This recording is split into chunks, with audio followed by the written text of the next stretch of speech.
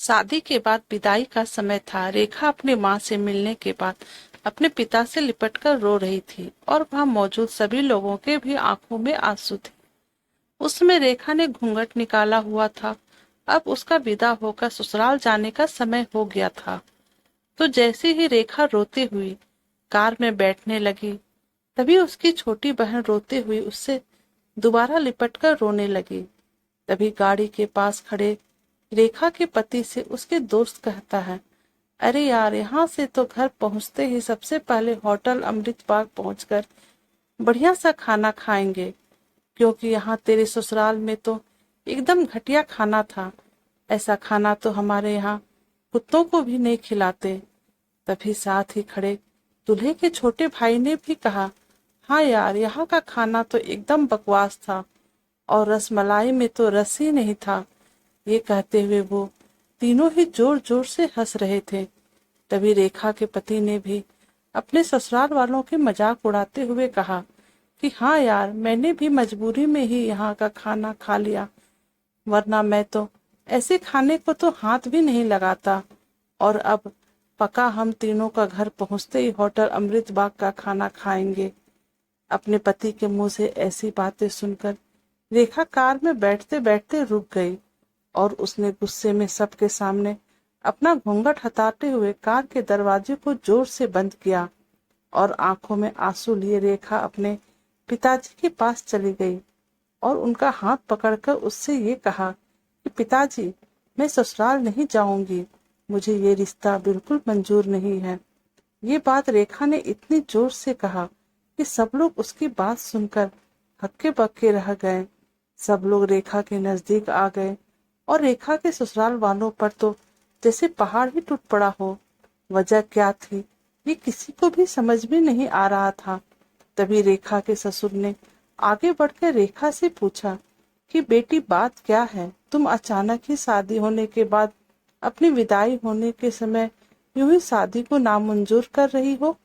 तभी रेखा कुछ दूर चुप रहने के बाद अपने आंखों में आंसू लिए अपने ससुर से बोली कि बाबूजी, आपको पता है, मेरे माता पिता ने अपने सभी सपने को मारकर हम सभी बहनों को इतना पढ़ाया लिखाया और काबिल बनाया, और आप सब जानते हैं कि एक बाप के लिए उसकी बेटी क्या मायने रखती है। वैसे आप और आपका बेटा कभी नहीं जान सकते, क्योंकि बाबूजी, आपके घर में तो कोई बेटी ही नहीं है।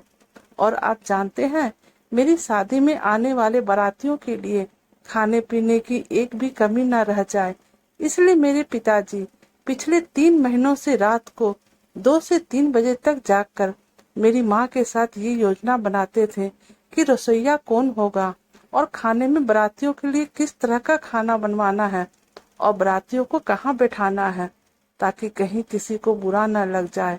और शायद आप नहीं जानते कि मेरी माँ ने पिछले 1 साल से एक भी नई साड़ी नहीं खरीदी, क्योंकि मेरी शादी में पैसे की कोई कमी ना हो जाए।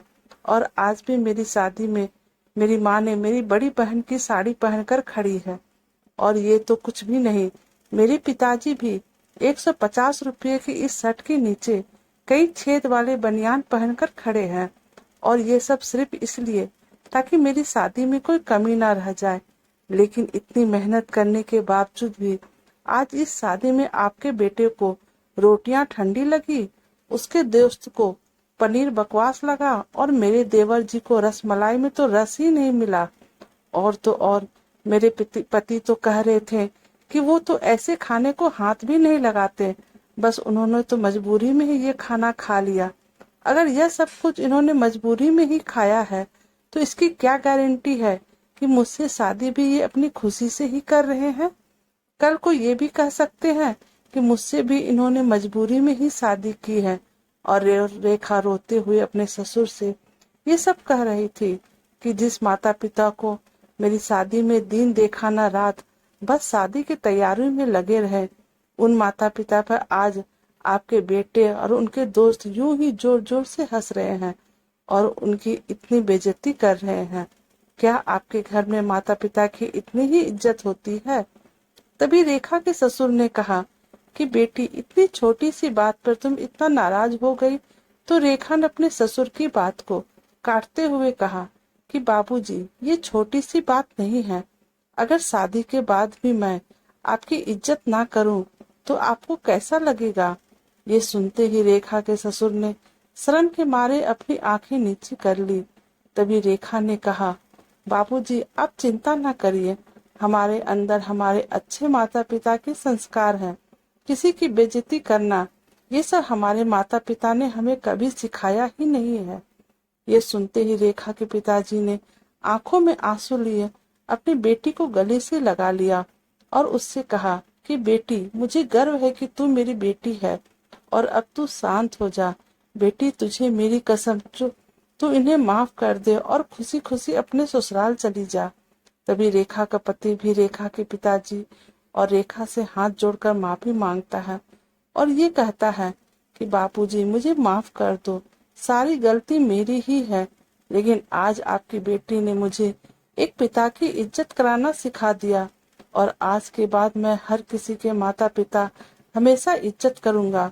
उसी वक्त रेखा के ससुर ने भी आगे आकर अपने बहू के सर पे हाथ रखकर कहते हैं कि मैं तो बहू लेने आया था, लेकिन ईश्वर बहुत कृपालु है। उसने मुझे बहू के रूप में एक बेटी दे दी और वो भी इतने अच्छे संस्कार वाली, जो कि माता पिता का भी इतना सम्मान करती है। और अब बेटी, मेरे कहने से इन नालायक को भी माफ कर दे। मैं हाथ जोड़ता हूँ तेरे सामने। तभी रेखा अपने ससुर जी के दोनों हाथों को पकड़ लेती है और कहती है कि नहीं बाबूजी, आप मेरे पिता के समान हैं। कृपया आप मेरे सामने हाथ मत जोड़िए। तभी रेखा के पिताजी भी कहते हैं कि समधी जी, आप मेरी बेटी के सामने हाथ जोड़कर कृपया हमें शर्मिंदा मत कीजिए। मेरी आपसे बस इतनी ही प्रार्थना है कि आप हमेशा मेरी बेटी को अपनी ही बेटी समझना और इससे कभी कोई गलती हो जाए तो इसे माफ कर देना। तो समधी जी ने अपने समधी जी का हौसला बढ़ाते हुए कहा, आप बिल्कुल चिंता मत करिए, बल्कि अब तो रेखा बेटी ही हमारे पूरे घर को संभालेगी और अब ये हमारे घर की लक्ष्मी है। ये सुनकर रेखा के पिताजी बहुत खुश हो जाते हैं और अपनी बेटी को खुशी खुशी विदा कर देते हैं। और रेखा अब राजी खुशी अपने ससुराल खाना हो गई थी और अपने पीछे छोड़ गई थी आंसुओं से भींगी हुई अपनी माँ और पिताजी की आंखें और अपने पिता का वह आंगन, जिस आंगन में कल तक वह खूब हंसती खेलती थी।